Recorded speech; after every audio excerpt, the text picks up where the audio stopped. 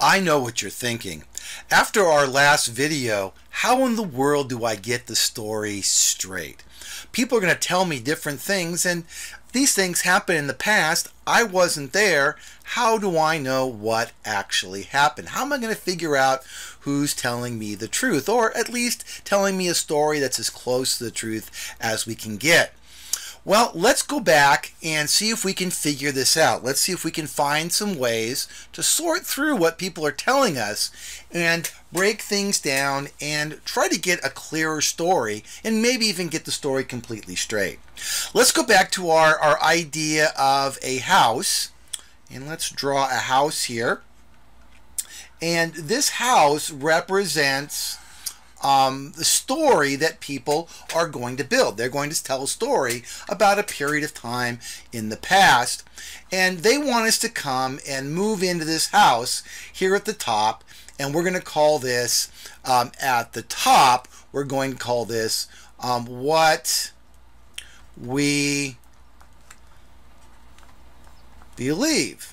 All right. Now they're going to want us to believe some things, but we're going to at the end of the story, or the end of the day, we're going to decide what it is we're going to believe. When people want us to believe something about the past, they're going to give us some things to convince us to believe what they're saying, and we're going to look at 4 or 5 things that they give us. The first thing they're going to give us usually is they may give us some evidence.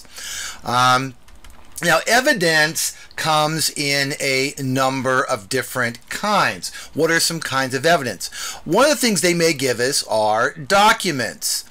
Now, documents can be things like diaries. They can be a written document from the government, a proclamation, something in a newspaper. Those would all be documents. They may also give us witnesses.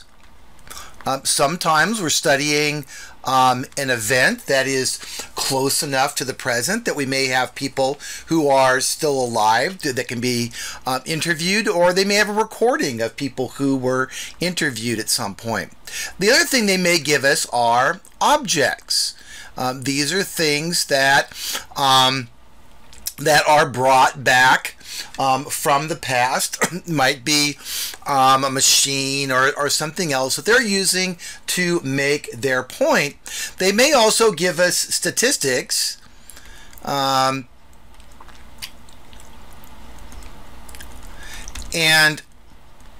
with statistics, they may say something like 55% of the people before the Revolutionary War wanted to go to war with England, right? So they're going to give us some kinds of numbers to believe. The other thing they may give us are authorities, right? They may turn to historians or whatever, and they may say that this expert believes this, and so they'll give us an expert or something like that to get us to believe what they want us to believe. Okay, the next thing that people are going to give us is reasoning.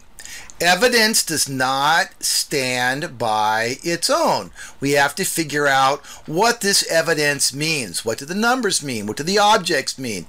What do we make of the witnesses, the documents? So that means reasoning. And there are a number of different kinds of reasoning. We're not going to go over all of them right now, but a couple of examples of types of reasoning are cause and effect would be a kind of reasoning. Now you say one thing caused the other to happen. You might get, people will often use elimination reasoning, where they will give you several possibilities, saying this could have been true, this could have been true, this could have been true, and then they'll try to prove that 2 of those aren't correct, and that there's only one possible way to one possible thing it could be. Sometimes people will use comparison reasoning, where they'll take something from the past that we do not understand very well. Comparison reasoning. and they will compare it to something in the present that we do understand to try to get us to believe something. So there's evidence, and then we reason about the evidence. The other thing that we often do with the past is that we want to make judgments about the past, and that brings us to people giving us ethics, right? And ethics has to do with what is right and what is wrong. Okay? And so if you're going to say it was, wrong to drop the atomic bomb, or it was wrong to start a war, or something else, what you're doing is you're making an ethical judgment. And ethical judgments are based on ethical principles or values. Principles or principles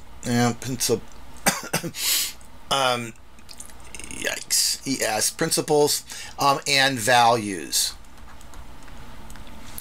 The last thing that we want to take, one of the last things we want to take a look at, is that people will also give us images from the past.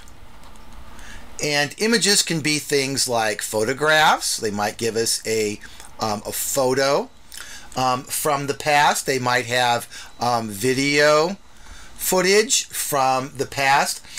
They might have a news clip from the past.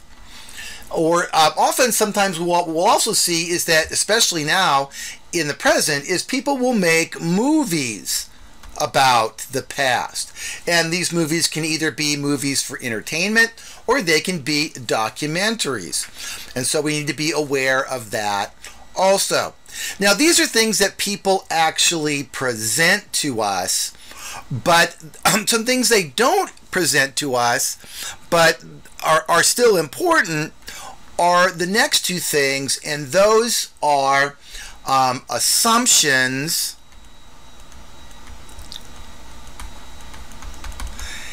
and worldview. Right? These are things that people will not normally say to us. In fact, assumptions really are things that must be true for your argument to be true, but you don't say it, right? You don't say that thing, so you're assuming it. We'll say, that you're saying John was here when, I saw him over here, so he can't have been there. And the assumption there is you can't be in two places at one time. And that you're not saying that, but that's what you're assuming. Now, that's an assumption that's obviously an accurate assumption, but we want to be asking ourselves, what assumptions are people making when they're giving us information? The other thing that has a big impact, so that's assumptions. The other thing that has a big impact on the arguments that people make is their worldview.